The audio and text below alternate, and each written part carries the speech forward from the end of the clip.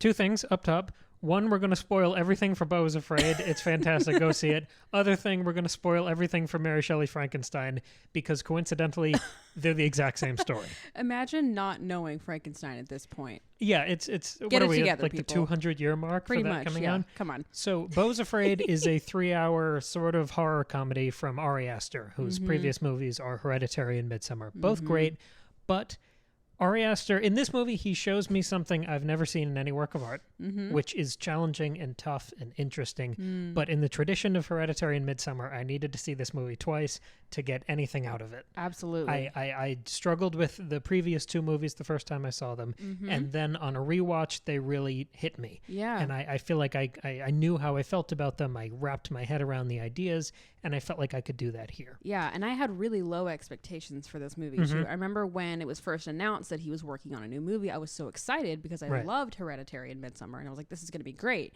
And then we saw trailers, and I was like, what the fuck is this? One of the worst trailers ever made. Not only is it like just a bad trailer in general, like it doesn't make the movie look good, it doesn't accurately represent the movie, so it's bad in that way too. Right. Like and we've seen the trailer probably, I don't know, 5-10 times now because we see so many movies now. Right. And we kept seeing it, and every time I was like, oh, this looks awful. And we had seen so many mixed reviews and like It's polarizing. stories of people Right. like walking out of the theater, shouting at the screen at the end. Like, understandably, this is a weird movie and it's not for everybody. And I think it is an astounding film. I think it's by far his best movie, but it also has the worst trailer. But yeah, it's so my expectations were It's so tough. so low coming into this. I didn't want to like it. And as we left, I was like, I think I really liked that. And then we watched it again. I was like, yeah, I liked that movie. So even as I say that it is an original work and it totally impressed me, I want to talk about it by way of comparison to other films.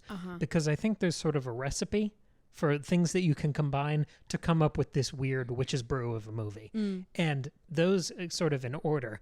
Beau Is Afraid is a combination of Joker, The House That Jack Built, The Sopranos, and Mary Shelley's Frankenstein. The Sopranos. I'll get to it. Okay, because So- I see the other three. Yeah, Joker, you get the paranoia and pessimism of city life and total social isolation. Also Joaquin Phoenix. Well, yeah, that too.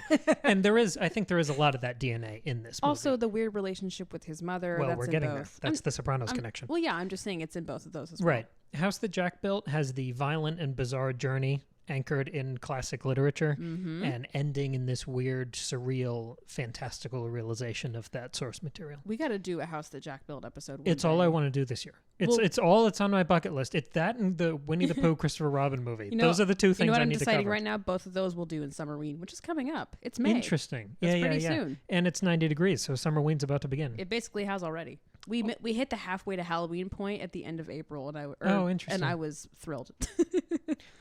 Sopranos, third influence, you get the dream sequences, the focus on a man's preoccupation with his toxic mother, Yeah.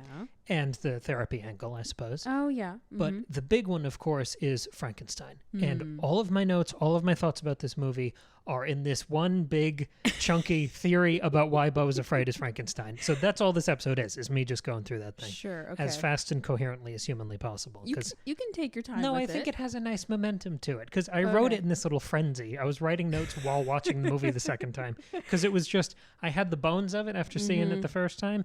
And then the second time, everything just kept dropping into place. It was a wonderful experience. Well, and it was funny too. If you've never been to an Alamo Draft House, they serve food as well. And so to avoid interrupting the movie, you write down what you want to order on a little piece of paper, and then the waiter comes by and grabs it. And so Cam just used the little order cards to write his notes with like a golf pencil. It was I was like, Cam, what are you ordering? We already had our food, and I was like, oh, he's taking notes. It's very he's funny. Doing the podcast. Oh. But I mean, we did see it a second time for the purpose of prepping for the show. Also, we just wanted to see it again. But it wasn't that surprising. There's such a wonderful subtext and density to every scene of this movie that it's almost overwhelming the first time, and we definitely needed to see it a second time to get all of that into place. We also, the first time we saw it, the crowd was not good. Everybody was very rude and loud and drunk. So, yeah, there was a guy next to me who was drunk and would not shut up, and it was really annoying. He was a real piece of shit. And then we left, and he and his girlfriend were ranting in the parking lot about how much they hated the movie, and we were like, okay. Anyway, so yeah, see this movie 2 times, even if your first theatrical experience is not a and disaster. I think that does hold for all of his movies. I agree. If we cover the other 2, we'll have to rewatch them. Oh yeah, for the 3rd or 4th times, yeah. So the thesis of this big point I have is that Beau is Frankenstein's monster. And just for clarity, I'm going to say Victor Frankenstein and the creature or the monster. Yeah. I'm not going to call the creature or monster Frankenstein because I think that would be confuses stupid. it a bit. Yeah. So Beau is the monster. You begin Beau Is Afraid, spoilers for everything, with his birth.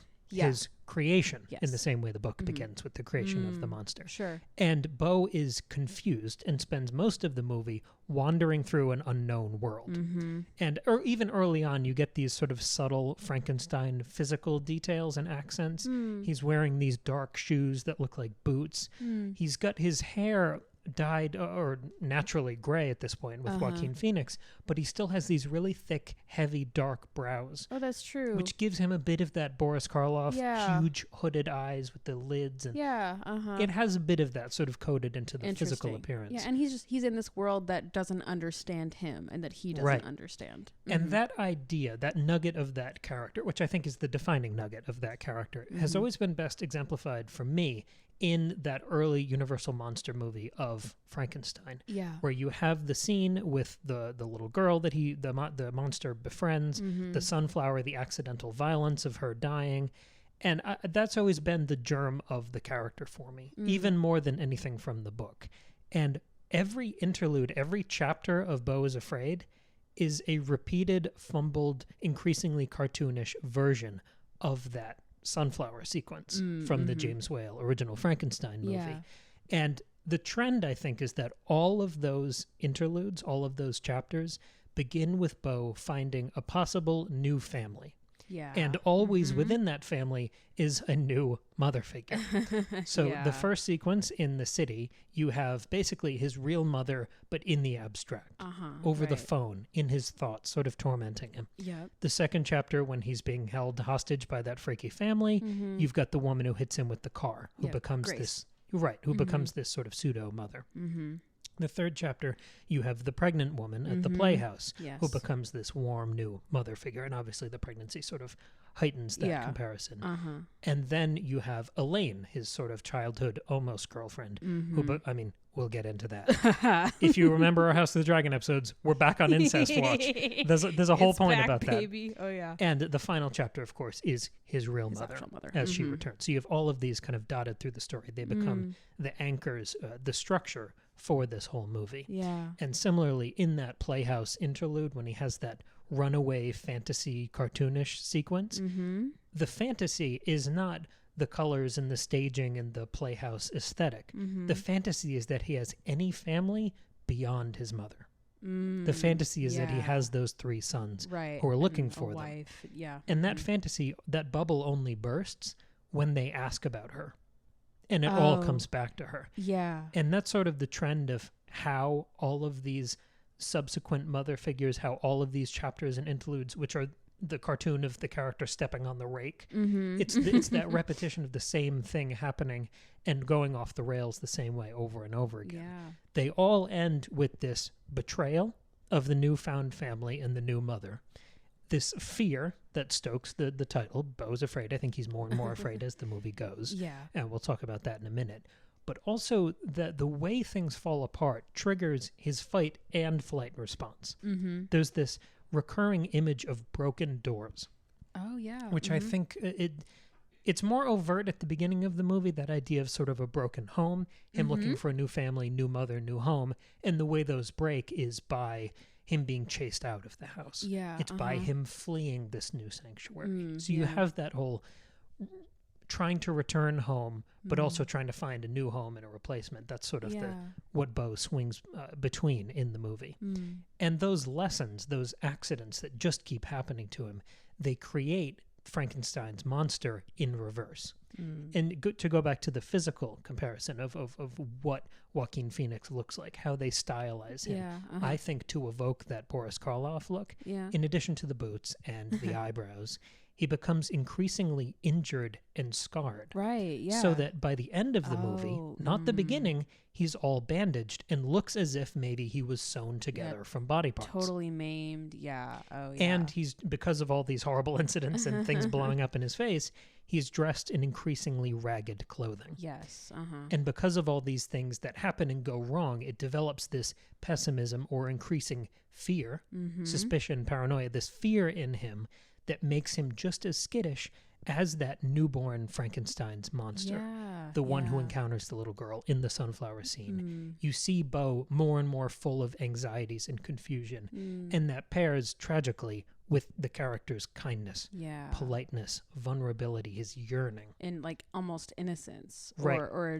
or like a playing at innocence, because he's not, because he's middle-aged and he should know things by now. But But he's been so screwed up and sheltered and isolated that he doesn't. And that's the pain of the creature, the monster. In every good adaptation, that's what hurts. That's that ache you get watching it. Whether it's the Johnny Lee Miller, Benedict Cumberbatch stage version, which was filmed in both permutations because they switched roles every night.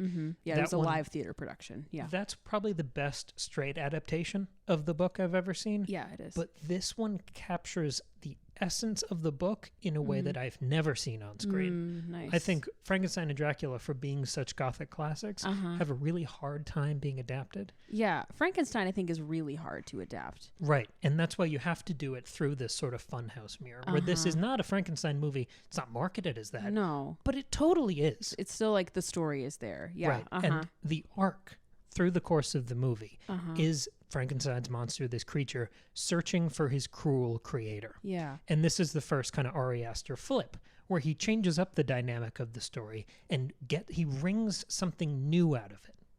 Where you change, instead of the father-son dynamic, you get the mother-son dynamic by having the Victor Frankenstein, the creator, be the monster's mother. Yeah. And in that final confrontation between Beau and his mother, when you get the sort of origin story of him as her creation, the business connection that they have, when you find out the origin of his fear and his paranoia, is that the child version of Beau was used in all of these ads for these various medicines, and that you can see how that would make him like the little kid in It, who's Eddie, who's scared of everything and always thinks he has cancer and he's gonna die. You can see how the germ of that, how that would kind of bloom in someone like Beau, who is so reserved and isolated and controlled. Yeah, it's sort of a narrative validation that Beau is afraid. But the thing I've caught through the course of the movie is that all of these fears are grounded and valid in the same way that they're relatable. I mean, everything about the New York sequence at the beginning, I felt living there. Well, exactly. Like that's what was so interesting. Like, especially in the first time we saw it, a lot of people were laughing at a lot of these scenes where all of the like worst case scenario things happen. And I was just sitting there thinking, like, this is really sad. Like, these are like real fears that people have, that I have had before. And I wasn't like these things were so absurd that they were funny in a way. Right. And a lot of times when people are like uncomfortable, they laugh and it's fine. But I was just like, this is like really sad and real and scary. It was an exaggerated version of universal feelings. Yes. And like you recognize the absurdity of those intrusive, anxious thoughts, but it still feels so sad because like if that actually happened, it would be terrible, even though it is ridiculous that the entire homeless population of Manhattan would go into your apartment building if you propped it open, you know? But you see how the germ of that fear, of that escalation into absurdity, how that was planted and fostered inside Beau by his mother. Right. How he was used. So she becomes, like, that creator-creation dynamic becomes literal. It makes sense in a business sense. It makes sense in an economic sense when you see that she owns his apartment and she funds his credit card that gets denied at the beginning of the movie. You get the metaphorical angle of the creator-creation. Almost everyone throughout the journey that Beau encounters through the movie works for his mother or is controlled by his mother. Absolutely. And there are a couple scenes that really make that observation in the context of the story, so it feels natural, but I think it becomes revealing about this dynamic where you have the scene where he's watching TV He's got the remote. He's even fast forwarding through the TV's showing like a security camera of him watching the TV. And he fast forwards and he sees the future of what's going to happen to him. And we know from seeing the movie, all of those things happen. Yeah, it goes through the whole movie. And you know that everyone in that scene and everyone in the other scenes is controlled by his mother. Yeah. So it's that total predetermination. It's the total, almost cosmic lack of control that he has in his life. Yes. If you pair that with this scene at the Playhouse where he sort of imagines himself on stage because he identifies with what he's seeing up there. Yeah. And you see Beau with the chain around his ankle. And he says that it's always been there.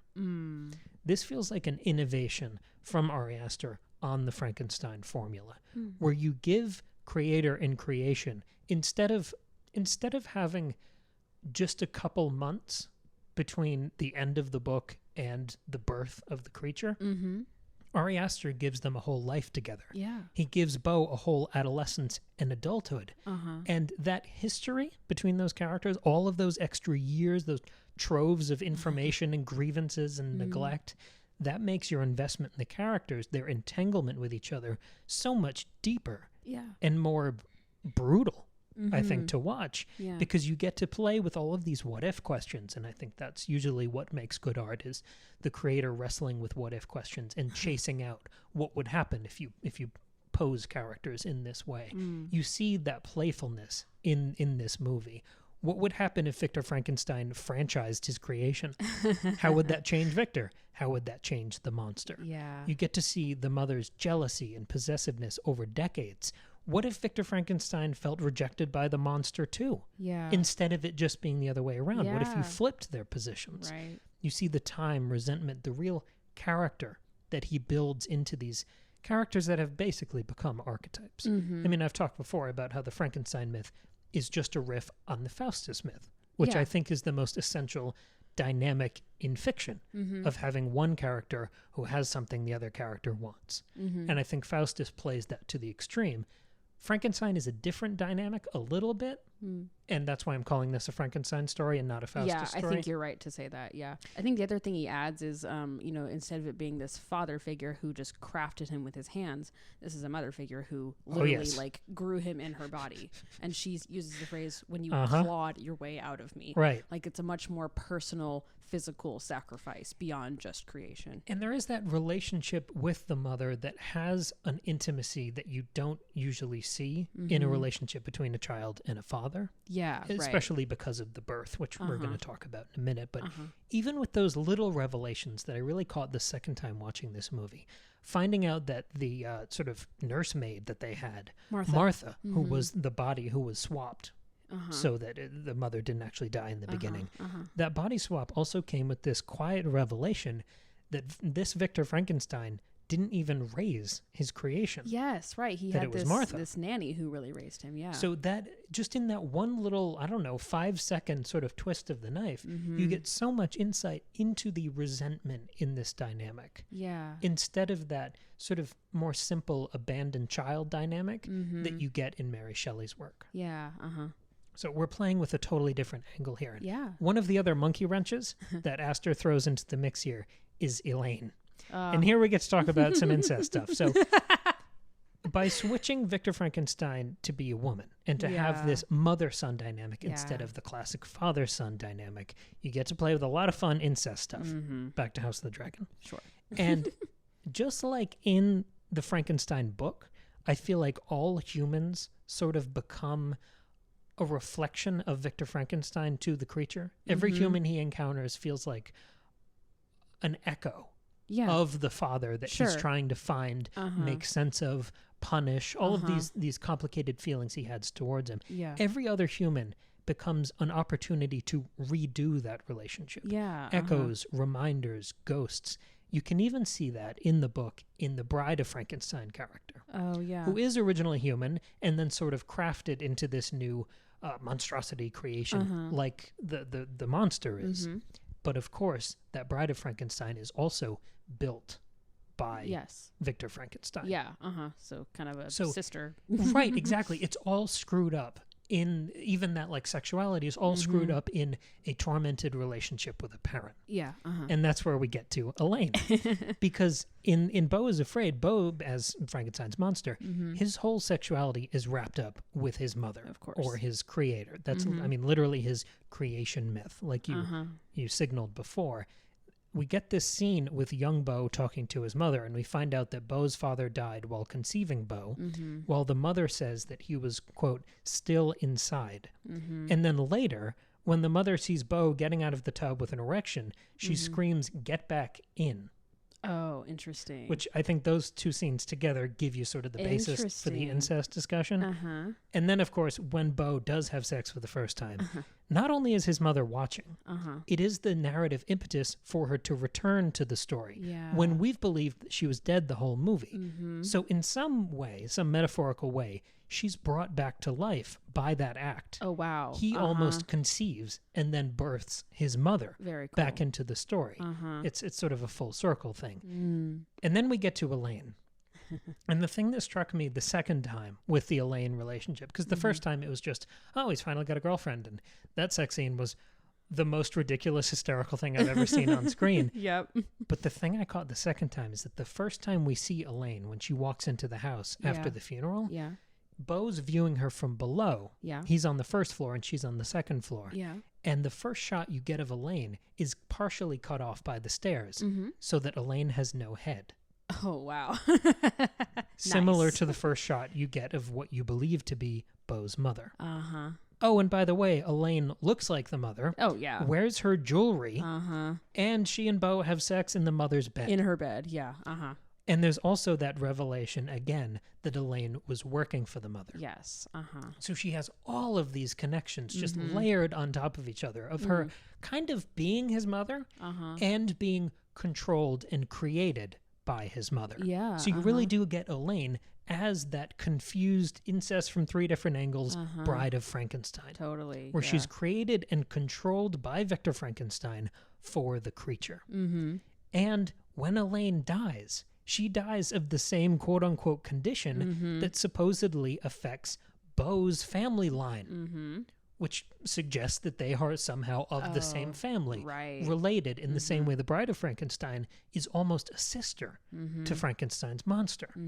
So she becomes this similar creation with these similar factory defaults. You get these layers of incest and sexuality kind of cascading on down each other. And it becomes so delirious and fascinating. There's so much, I was thinking so much during this movie. And then Ari Aster like pulls the gear shift and drives it in overdrive. And this is the weirdest thing that I had no idea what the fuck to think about this the first time I saw the movie. Beau's father, a possible dream twin, and the penis monster in the attic. I'm so happy I get to talk about things like this. Absolutely unhinged. And this is, we've been watching this movie at this point for like 2.5 hours. Oh, yeah. So you've like been on this journey and it's already been weird. Then you're like, what is happening right now? So Beau sort of acts on this thing that he's been seeing in this dream his whole life, and he goes up into the attic. And you think it's either he had some sort of identical twin who asked about what happened to their father, and maybe the twins in the attic. Maybe it's Beau's father who didn't die. I think there's a moment where the mother says, go feed Harry or Henry or whatever the father's name was. So it could be the father in the attic. It could be sort of a weird, trippy version of Beau. Well, go ahead. It could be anyone. Yeah. But I think the penis monster is sort of also what you want to talk. I mean, it literally, if you haven't, go see the movie. There's a weird penis monster. It's literally a penis monster. With the balls. It's a whole thing in the corner with these weird spikes kind of roaring. It's wild. I think the person in there, I read that as like the brave version of Beau that his mother killed. Sure. Like it's just it's a different version of him that's been squashed out and stamped out, never to be seen again. It works with whatever metaphorical or literal understanding you want to take of that man. In the same way the old man in the forest who creates that weird traveling playhouse company could be old man Beau, or it could be some other guy. Or his father. The movie works with either interpretation. And I think that's an overwhelming strength of this. That's a faith in the audience. That's a depth of structure and craft. It's oh, I love this movie so much. Back to the penis monster in the attic. Back to the serious things. All of these things, regardless of your reading on them, and I hope he never clarifies it, all of these things are tied up, obviously, in the previous discussion we just had about sexuality. And they all work to set up the real finale of the movie, the sort of windfall of final revelations we get. And I want to address them just briefly, because I think the father, the brother, the penis monster, they the Holy Ghost, they all work in the name of. And I didn't get this the first time. They all work perfectly within the Frankenstein context. Oh, okay. Because just as you had Beau's injury, his increasing kind of stacking injuries. Yeah, his body falling apart. Yeah. Right, that slowly turns him into Frankenstein's monster in reverse. This attic scene, you also have to look at in reverse, meaning it comes at the end of the movie, so you look to the beginning of the book for what it means. Okay. And this is my pitch to you. I want to see what you think of this. Okay. I think the attic scene is the first scene of Mary Shelley's Frankenstein, where the creature begins to be conceived. Okay. The attic scene is the graveyard where Victor Frankenstein, the mother, robs all of the body parts. Yeah. So it's a collection of ingredients or scrap parts that she used to create Beau. Sure. Okay. So you see him faced with his past, his reality being this artificial created monster, where if it's the father, then she needed obviously his semen to create Beau. Yeah. If it's the brother, or that kind of echo version of Beau, that was the I'm proud of the man that you are. The germ of him that she needed to control and kill. Yeah, right.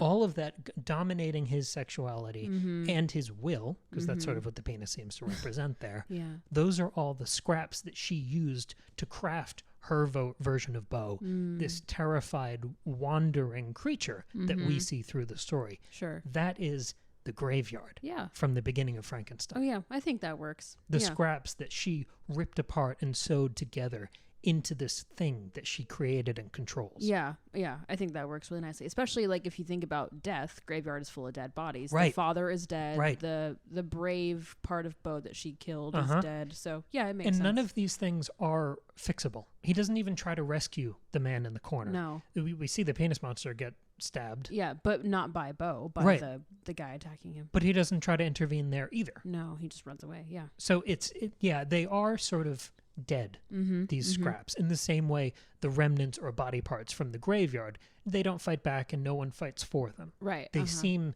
vestigial at this point. And powerless, yeah. And then you get the finale of the movie. 2.5 hours of wildness, the attic scene. I mean, you think you've run out of runway, and somehow there's more weird shit to come.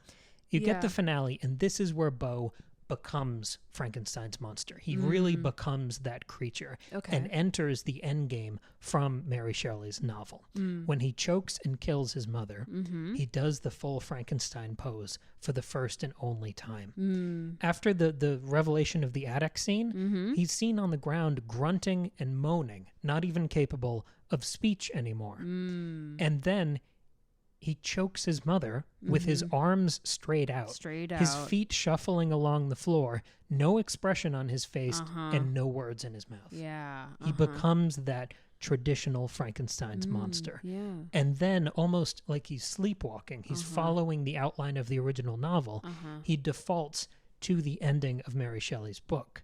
But Ari Aster sprinkles in these new ideas and innovations to sort of turn things in this wild left turn right towards the end. Yeah. So you see Beau on this sort of autopilot as Frankenstein's monster. He starts to do what he does in the book, where he sails off alone into the cold ocean. And of course, this sort of old imagery is given new meaning. Yes. Of the ocean. This is where we're going to start to talk about the ocean and the water. And this, I think, is the maybe the greatest innovation Ari Aster makes to the Frankenstein cinematic universe. Yeah. Where he returns to Beau's birth. I was going to say, this water thing is my favorite motif through the whole movie. And I tried to catalog all the moments I could catch of it. Because I was trying to mentally clock them right now. I've got them all. I'm glad you got them all. Because like you mentioned, you're like, there's a lot of water in this movie. I was like, really? And then the second time we watched it, it was all water. I could see. Right. All I could think about was the mother's womb, the birth. Like, yeah. So we know that the Frankenstein book ends with Frankenstein sailing out alone into the Arctic and the water and the ocean, and that's where he presumably dies. Yeah.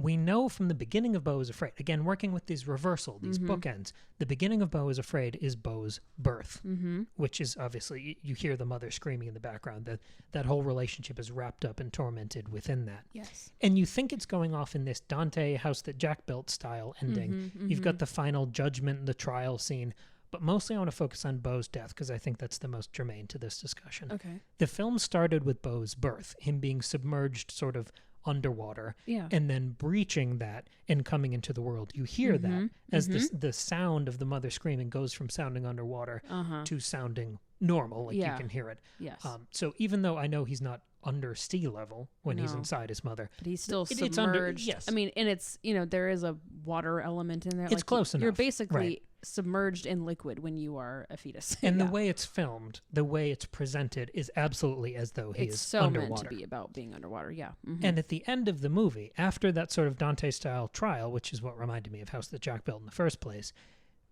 you get Beau finally overwhelmed. You see the betrayals, the fear just break him. And he dies by drowning. So that's the sort of simple bookend of beginning underwater, ending underwater, which works with the way Frankenstein ends in the book. Yeah. But it's also this solidification of a motif that Aster brings to the story and has dotted throughout the movie. And it goes beyond him just wearing this like soothing blue color at all times. Water is everywhere. Yes. Water is a cocoon that can protect you. It's safe. It's dangerous because you could sink under it and then you can't breathe. Right. It becomes this. If you look at the constant fear of the movie, Beau Is Afraid, I'm picturing the water motif as something almost at eye level. Yeah, sure. Where you're just trying to keep your head above water. So it could be something safe or it could be dangerous on like a moment's notice. Sure. Water becomes all of it. Yeah. It's being born, it's dying, it's safety, it's danger. It's all of it. Some of the examples now. Beau takes a bath after he finds out about his mother's quote-unquote death. In the play sequence, that runaway fantasy scene, a biblical flood separates Beau from his new, secure, safe, not his mother family. Yes. Beau is pushed to drink blue paint to die and escape the cruelty of this world. The water as sort of a cartoonish version, the blue paint as a cartoonish version of water. Yes. Because you have so much of that pastel, that big, thick painting in also, the movie. When Grace hands him the mug with the warning note, it's really just a mug of water.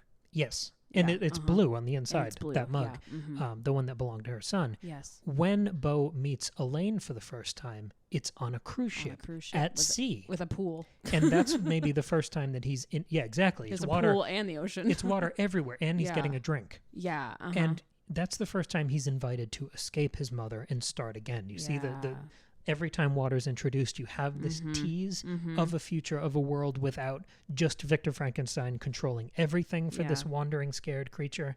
In the dream sequence, you get, which Beau has had since he's a kid, you get this suggestion of domestic violence while Beau hides away in the tub. Yes. At the playhouse, Beau is welcomed into this new, safe, found family, and his wounds are cleaned with a water bottle. Oh, yeah. The therapist gives Beau new pills that will relax and calm him with the strict order that he must always take them with water. And if he doesn't, he will die. Exactly. That's the stakes of it. That's how water can help you from choking, or it can make sure the pills go down easier, or it can kill you. He also almost dies trying to get the water. Yes. Water is this knife's edge here. His apartment runs out of water. That's what makes it all unsafe. That's what invites the people in. And the last one is in that bath he takes the bath after he thinks he's just learned about his mother's death. In that bath, as he's processing his mother's death and for the first time considering life after her, life without her, he's hit by these tears falling from this man who's hidden above him in his bathroom, who's like suspended above him. Yeah.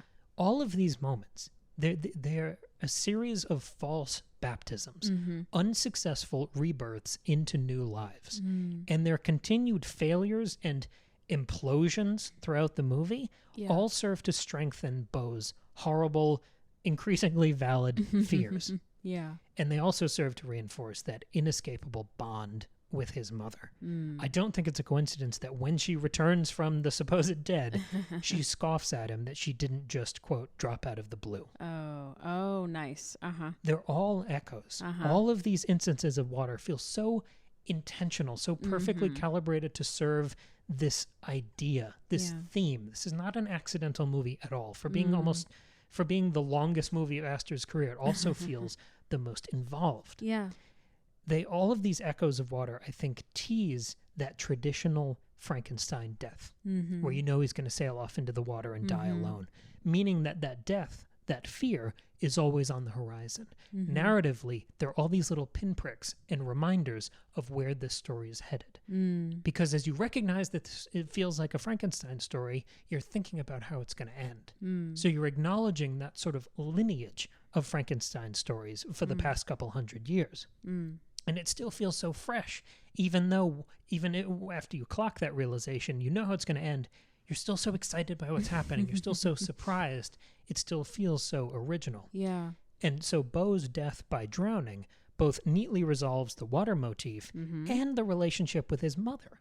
Aster develops this water thing and uses it to kind of cross both of those off the list and make an ending that is so tragic and brutal feel somehow almost subconsciously narratively satisfying. Yeah. While also quietly dovetailing back into Mary Shelley's Frankenstein. Yeah. Because the boat capsizing, which is how he dies, is caused by that engine spark where the thing blows up and flips. Another perfect bookend of the Frankenstein life cycle. Okay. Of being the spark. Him being zapped to life by electricity. Okay. Nice. Here he's quietly killed by electricity. That's nice. While serving the larger water motif. Right. Well, incredible. And it's controlled by his mother. Because of course, the other thing that's interesting is like the sex scene near the end when Beau believes, well, actually at that point he may not believe his mother is dead because he saw Martha's hand, but he sort of, he agrees to have sex with Elaine thinking that this is going to kill him. You like see him in the moment kind of like mentally preparing himself. He's kind of resigned to the fact like, yeah, I'm gonna die. And not only is it his own mother's bed, but the bed and the sheets are like these like purpley pink colors that remind you very much of like intestines and the female reproductive system, and also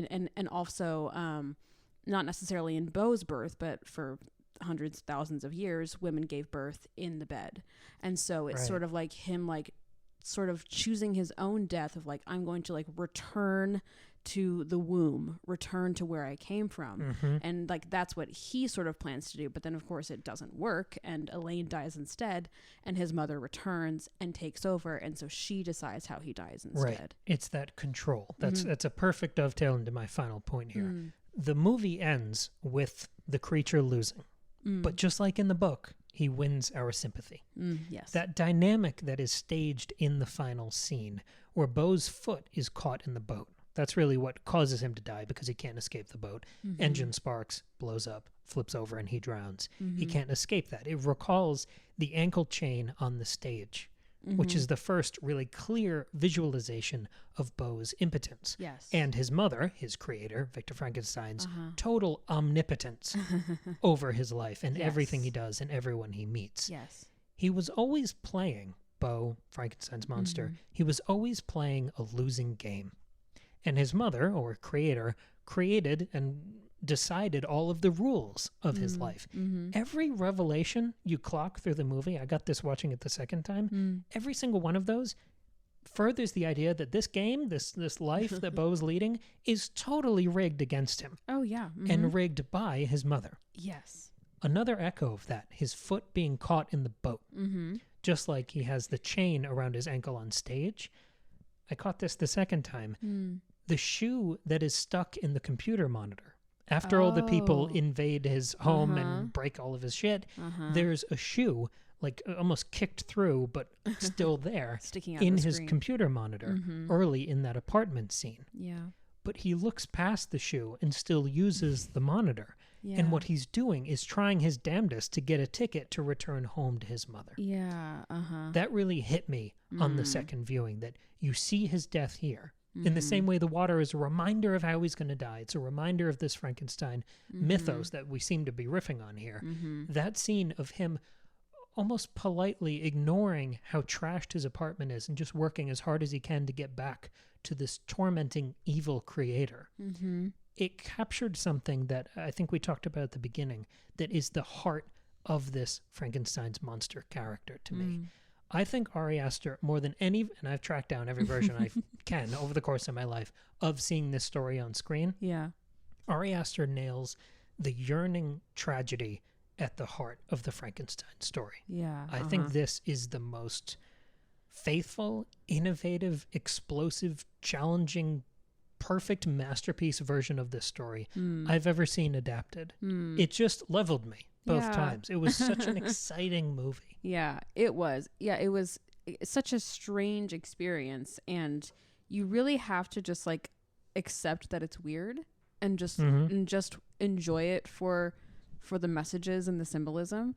And like, not all movies are like this or should be like this, and this movie isn't for everybody. But yeah, I thought for me. I thought it was really well done, incredibly vulnerable, and I mean, Joaquin Phoenix, of course, does a great job, and Patti LuPone's fantastic. Oh, yeah. The casting for the young and old mother is really, really good, and the young Beau. The set design is like that theater sequence, that play sequence is beautifully done. I mean, the rest of the movie is beautiful too, but yeah, it was so not what I expected, and I really want to read Frankenstein again now.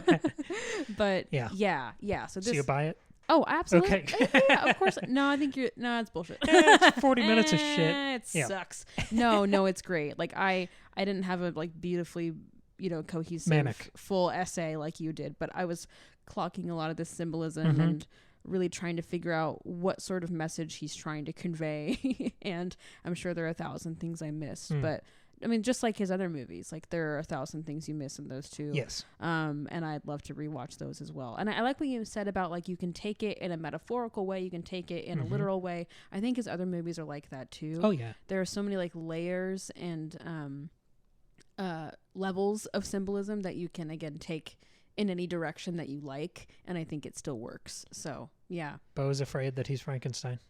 Cool. Second Breakfast. So we are Second Breakfast Pod everywhere.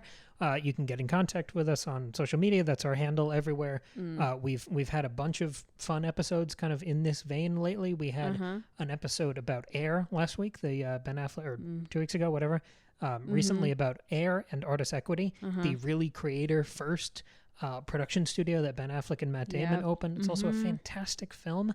I really loved recording that one. It was fun. I feel like we've done a lot of killer episodes lately, so check that out. If you hated Beau Is Afraid, see it again. Yes. And then tell us what you think. And if you want even more of these episodes, which are also good, we did 2 on Succession that people really responded to. Yeah. There are more of those, more of all of our bonus episodes on our Substack. You can get that whole library of exclusive episodes there. And we will see you next week. Yeah. Send us your recs for Summerween, because that's coming up. For if you don't know, that's our we're doing horror movies all summer, because summer is the worst and we wish it was fall. So Summerween. So send us your horror movie recs. Sounds like we're doing House of Jack built, and what was the other one? Christopher Robin. Oh, I was thinking you declared that. I was thinking of Winnie the Pooh Blood and Honey, which we already did. I'm losing it. Okay, well, we'll do some Christopher Robin at some other time. But all right, send us your suggestions anyway. All right, talk to you soon. Bye.